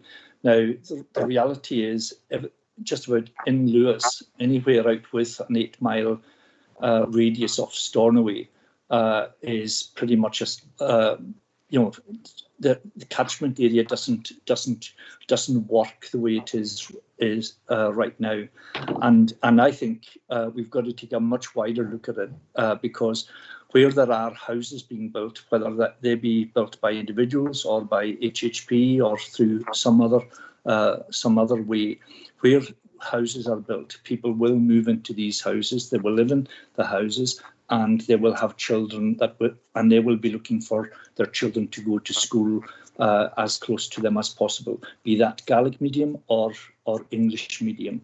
Now, Brearslake School, which is considered to be the receiving school for the Burner School pupils, has been a Gaelic school for many, many years. And I think it is important that there is engagement between now and August, both with the parents of the Burner School children and also with the Parent Council and the Brearslake School as well, in terms of what makes sense. And I do realise that parents have a great deal of clout in terms of determining which school their children go to, provided there is space for them there and they can be accommodated in these schools. And we've seen that very much over the years with people who live in rural communities, who work in and around Stornoway, and they bring their school children into the schools, particularly Laxdale School and Stornoway Primary. So I think we need to find some way of rebalancing that so that we don't end up with having everybody bring their children into a central point in or around Stornoway. I think it's really important as well that we consider that with the pandemic, there have been a huge number of our own staff, far less other staff, who have been working from home. And these people, some of them will continue to work from home. How long for, we're not. We can't decide or dictate that. But in reality, it looks as if some people who work in Stornoway will be looking to work from home if they have the means to the internet and decent connectivity there. So I think that there's a much wider issue than the mothballing of a school.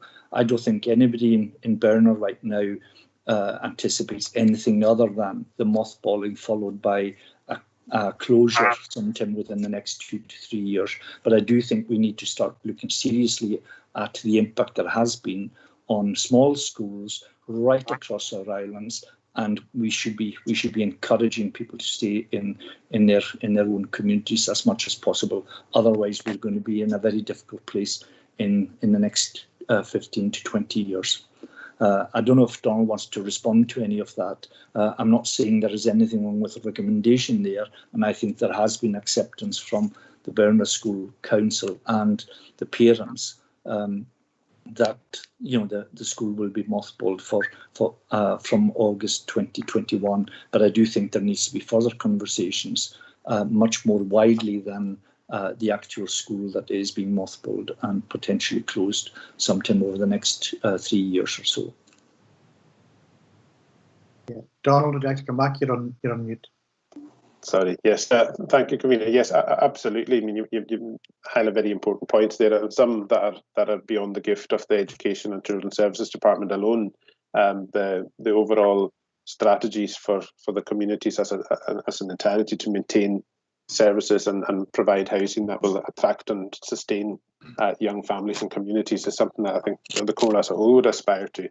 And it's very challenging for us in terms of when a situation like Bernera presents itself, where I believe I'm right in saying still that the youngest child in the school, who will be in P6 in August, is the youngest child on the island of Great Bernera at the moment it can come to school.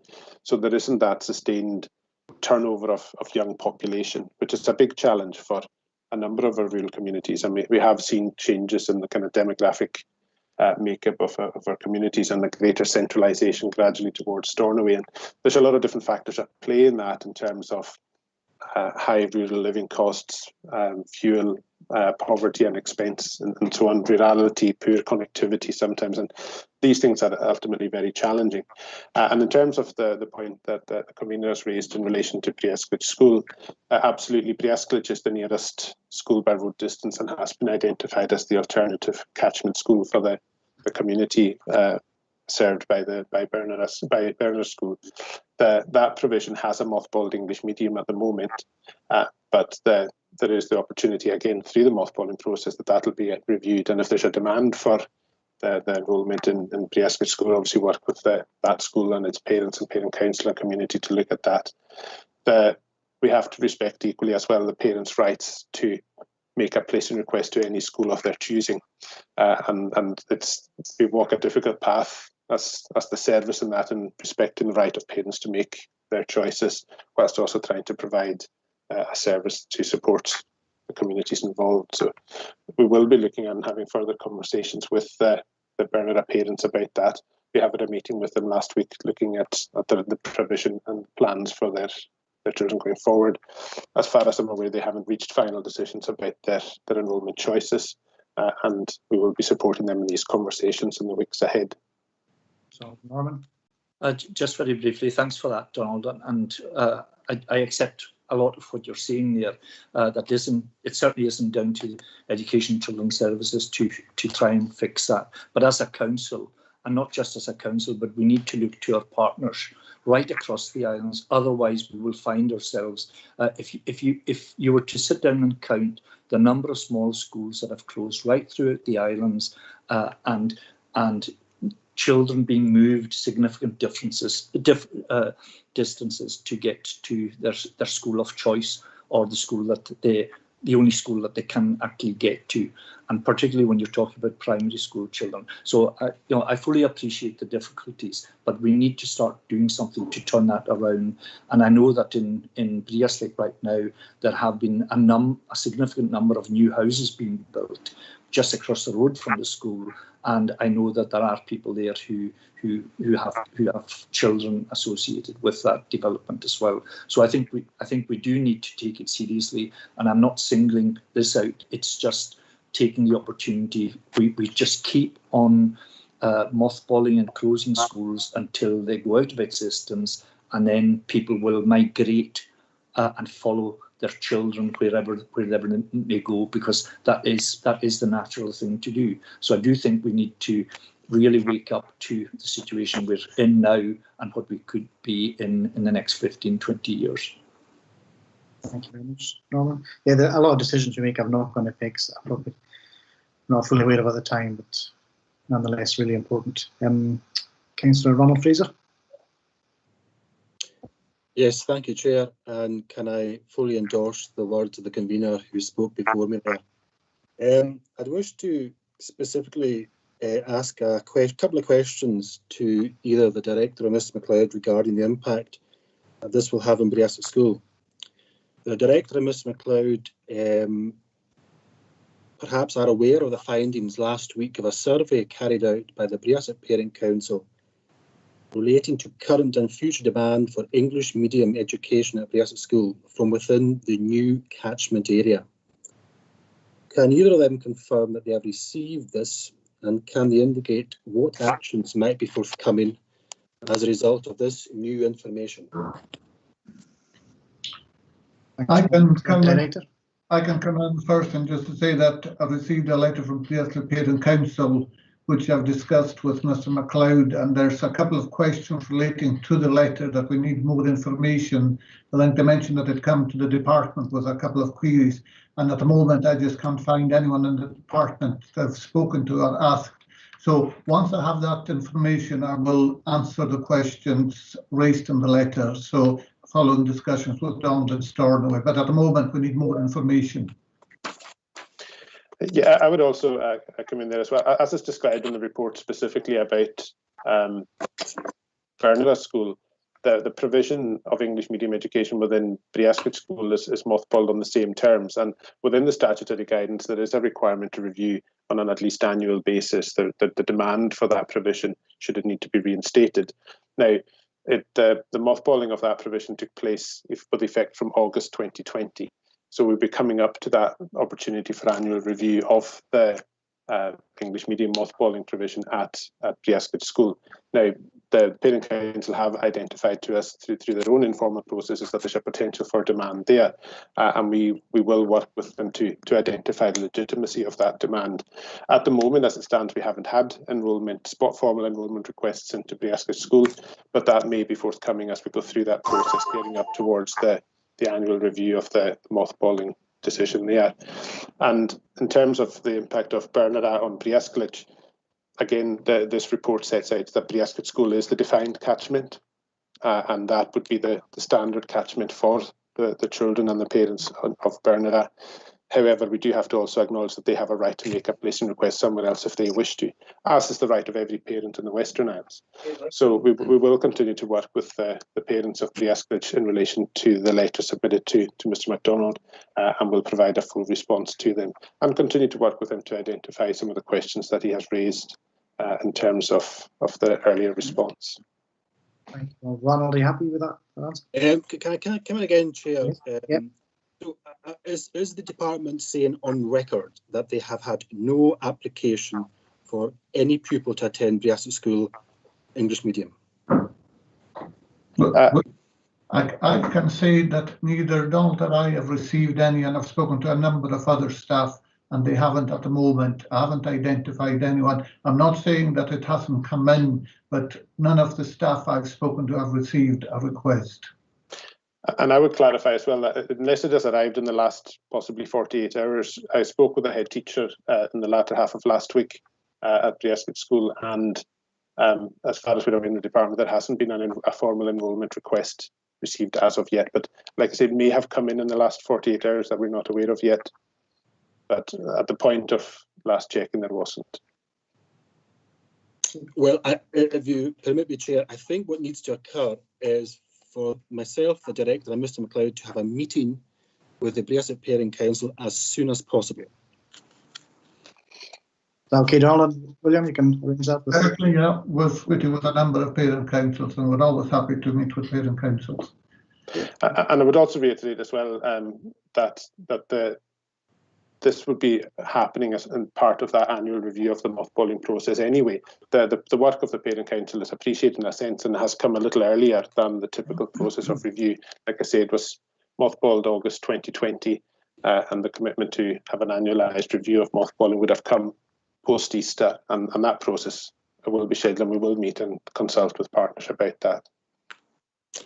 Well, in keeping with that spirit, Chair, would you permit me to add an extra recommendation to this report? For example, for an immediate review, for a review of the reopening of English medium unit at Briasset School in August 2021. Would the Director and Mr McLeod be happy with that? To reflect new demand potentially?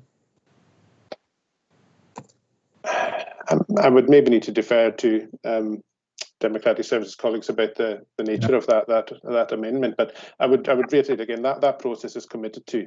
It's part of the statutory requirement in the guidance on the 2010 Act that we have to do that anyway because of the mothballed status of the provision at Briasket School. So that's something that we are required to commit to. So that'll be reviewed in August 2021, or by that time? Ahead of August 2021, to allow the potential for the demand to be met, ready for the new academic year. Derek, can we get some guidance on that, Derek? Or are you willing to accept that, Ronald? No, let Derek come in first. Yeah, Derek. Sorry, I didn't quite catch what Mr. McLeod said there. That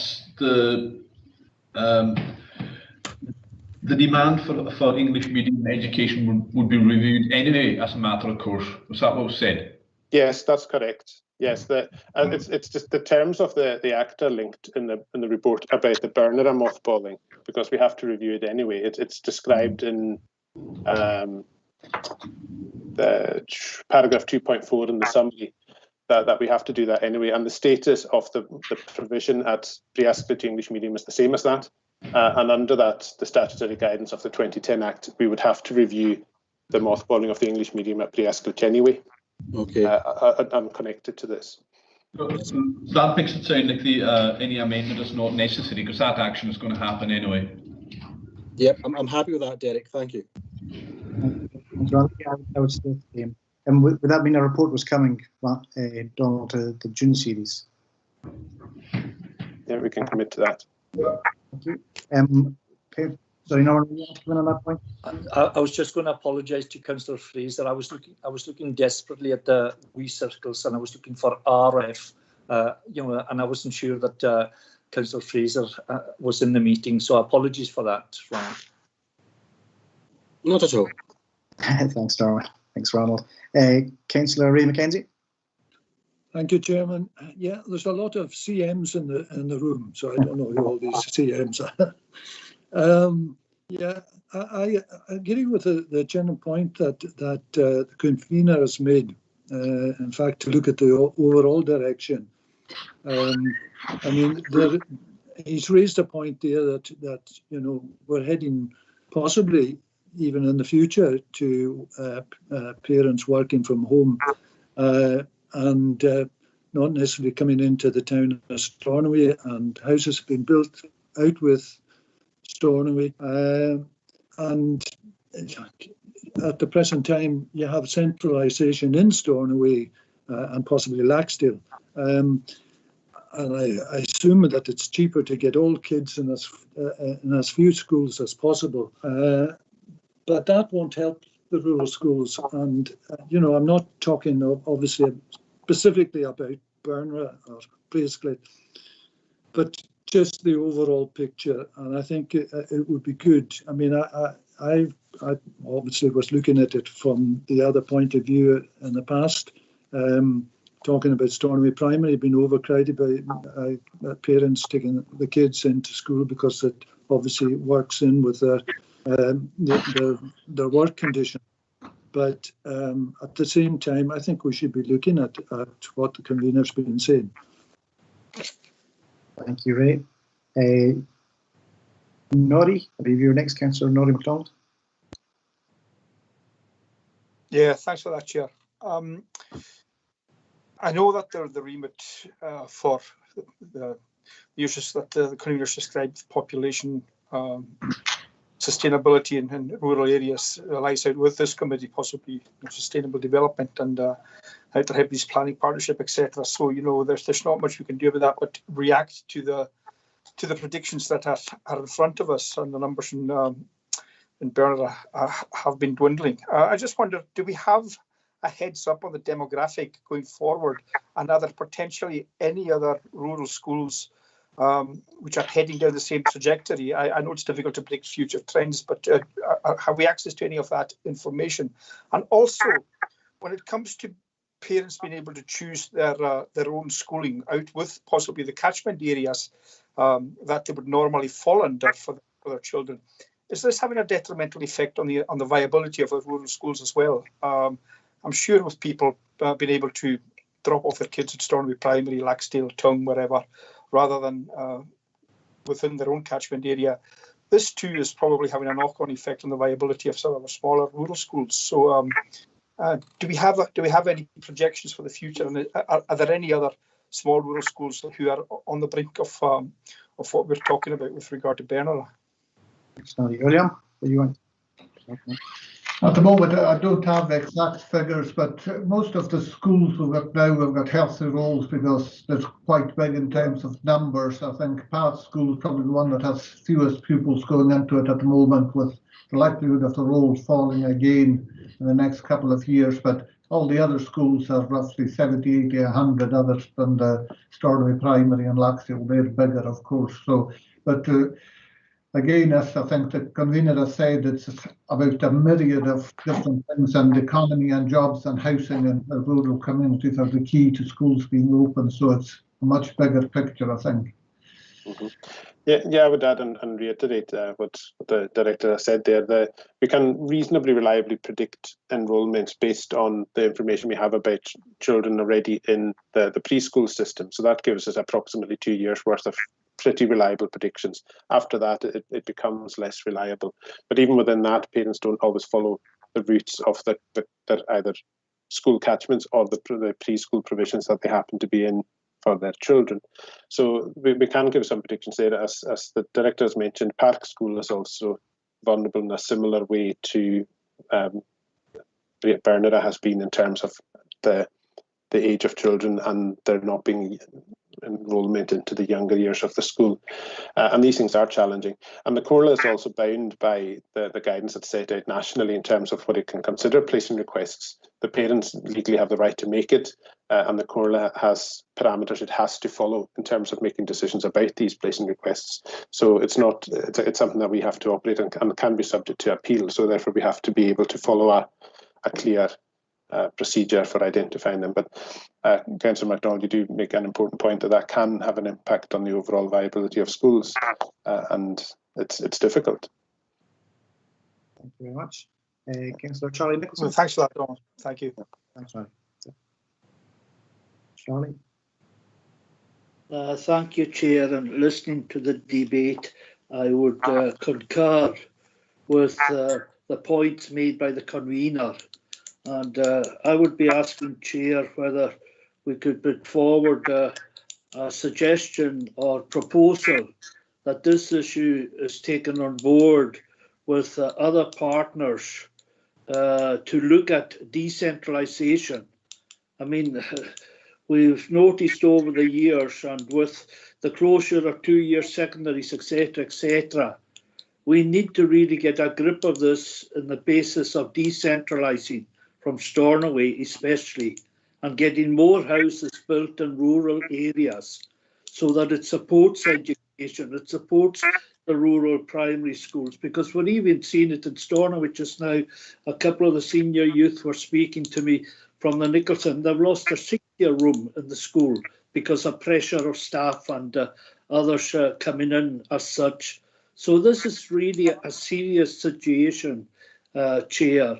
And I think as a committee, we should be maybe asking other partners, along with the issue here, to be supporting rural education outside Stornoway and looking at building much more houses. It's something we've been talking about. We've had an aspect of giving a percentage breakdown, and I think the percentage breakdown needs to get more and more, because even in Stornoway and some of the areas that I'm involved with on that, they're actually saying another 100 houses coming down at Parkend and that. Why isn't this being put out to help the rural areas instead of bringing all that in and then putting pressure on the schools locally here? these could go outward and support the rural primaries more, etc. I think it's an issue we really need to look at, and the convener's right on this, in my view. Thank you, Charlie. Yeah, decentralisation I'm all for. Convener, I'm not wanting to pass tasks your way, but in terms of the community planning partnership, is this something that would sit better there rather than at education? I think it actually goes beyond that, and I apologise, for the time this is taking, but I do think it's really important.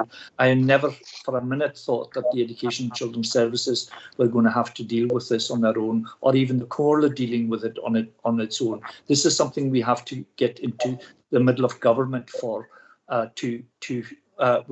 We've been allocated significant sums of money in recent weeks, and we need to use that money wisely, but we need the government to come in with come in on the back of that and make sure that we are able to have sustainable communities going forward, because the more you travel throughout the islands, the more you see people migrating towards centres of population, because that seems to be what gives them comfort. And I do think there's an opportunity even now for the staff who are working from home to be given encouragement to continue to do that, and I think that will make a big difference. But we do have to engage with a much wider community, as it were, with regard to that. And I'm not belittling in any way the concern that this is giving to the people in Bernera or in Braeslake as well. And I think we do need to be proactive in supporting them and finding some kind of solution that is acceptable to all parties. Councillor Callum McLean. Yes, I agree entirely with what's been said, but this has been going on since the 4 years that I've been in council, and I thought we had a percentage of houses going out to the rural areas. I thought that was wrought in iron almost.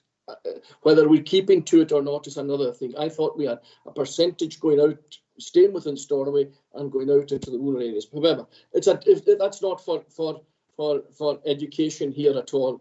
But what we're seeing here is sadly the demise of another school. And when we see that in a community, it means that there is less of an attraction for a young couple to go to that area. So in Bernera itself is going to suffer. We've seen it in other areas where it's going, and it's part of the demographics of our island.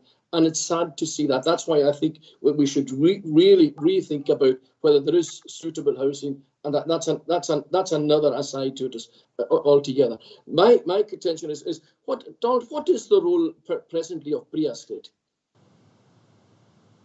Off your head. I know I'm catching you. That's okay, Councillor McGinn. If you give me a couple of moments, I can provide it for you more accurately. It doesn't matter. It really. What I'm trying to say is that we're taking 2 or 3 or 4 pupils from Bernera. I don't know how many you're taking. Looking on your graph here, it's probably 3. And if the provision in Braeslake for the Gaelic, for 2 in the Gaelic is there, and there's no provision in the English for one of them, you're splitting again a community. In other words, that family have got to take their child and put them to Sconloch where there is English. And what you don't want to do is split the peer group. It's bad enough putting them out of their community into another school, but to split the 3 or 4 from Bernera, put them 2 into Braeslake and 2 into Sconloch, I don't think that's good practice. You want to try to keep as much of the interaction, and again, those within the communities together in the school, and then going home together. You know what I'm saying? It's sort of keeping the peer group together. So I'm thinking that as much of that is to be encouraged as we can. That's all I'm saying about that. Thanks, Carl. Yeah. Yeah. Thank you, Councillor McLean. I would just verify the table in 6.1 actually has been updated. I've had further updated information since this report was submitted. There is a pupil that has moved from Gaelic medium to English medium within Bernera School, so that should actually read for next year as 1 Gaelic medium pupil and 2 English medium. The provision at Braeslake School English medium will be reviewed as part of that process, as we've already described, and parents are aware of that process, and it comes back again to the ability of parents to make the choice that they want to make. And one of the realities that the parents have discussed and indicated with this is that, and it's pertinent and ties to particularly what the convener has highlighted already, where some parents may make the choice about the school on the move towards Stornoway, because that is their commute route. And that's a factor that we can't entirely influence. And that might be where they make the decision about their placing requests. If they are coming in from the area of Bernera and are turning right at Garnahein and heading for Stornoway, they may make that choice that they want to go to Sconaloch. That is within their right and gift to make. But the decision of the recommendation of the report is that the catchment is zoned to Briasket School, and the overall review of English medium is linked to that. And should this process highlight that demand, it'll be factored into that review. Thanks for that. Okay, Convener, you want to come back there? I was just going to, in response to Carl McLean's intervention there, there is a percentage split. The CORLA agreed a number of years ago that there would be a 60% of the affordable social housing would be built out with the Stornoway housing management area. The exception of that being the Gotill development, which we reluctantly agreed would go ahead for the whole development to be delivered as a whole. But I fully expect that the CORLA will, as the RSL will build the houses that the CORLA asks it to build, provided that the places are appropriate. And I think the CORLA needs to get back on that bandwagon, as it were, to make sure that these houses are spread on that basis right across the islands. Thank you very much, Convener. Ronald, your hand's still up, or you want to come back in? Apologies, thank you. It's okay. Sorry, I think I still thought I had my community and housing hat on there for a while, so apologies if we strayed across into housing. Donald, you want to come in just to finish off this? Yeah, just in answer to Councillor McLean's question, the last data table I have is from August 2020 for the current academic year, so there may be small variation in this, but at that point, at the beginning of the current academic year, there were 21 pupils at Briasket School, all in Gaelic medium. Thank you, Donald. Thanks for that, Donald. Yeah. Again, it's a pretty small school. Yeah. Okay, so thanks for all that. And do members agree with the recommendation at 3.1? Okay. Agreed. Next up is item 15, and this report seeks approval for an update of the Coroner's bylaws on the employment of children 2002. And Ian Stewart is available to speak to the report and answer any questions. Is Ian there?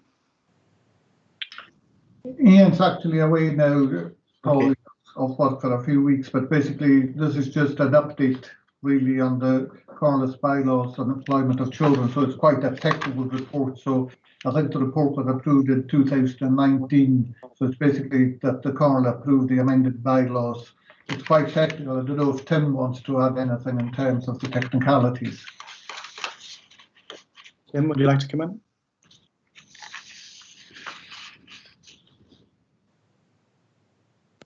Just going through my list. I don't know if Tim's there. Yeah. Tim, have you got anything to add? No.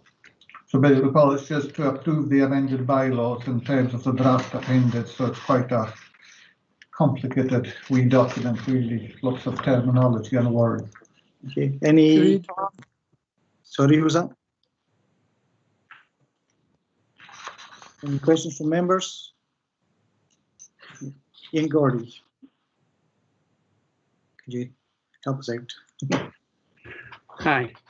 Sorry, the main change in the bylaw is really about working in kitchens.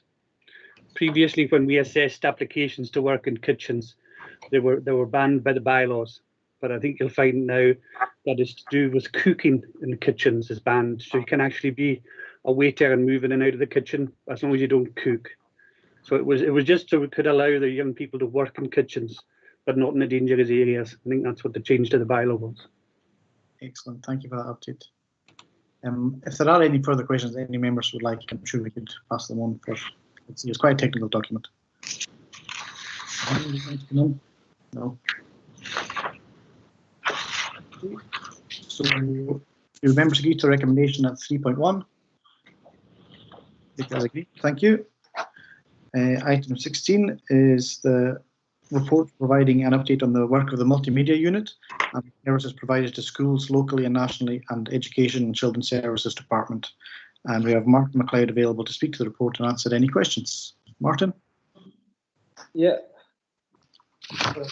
Thanks, Chair. I'm here anyway. If you have any questions about the report, let me know. Just, Chair, if I could come in for a second, just basically I asked Martin to bring this report because I think it's useful for members to know the excellent work that the multimedia team have done over the last years working with E-Kayleys in New Year, etc. I think it's just worthy of noting and commending the work done by Martin and the team in multimedia. Yeah, appreciate that, William. Thank you. Thanks, Martin. Any questions or comments from members?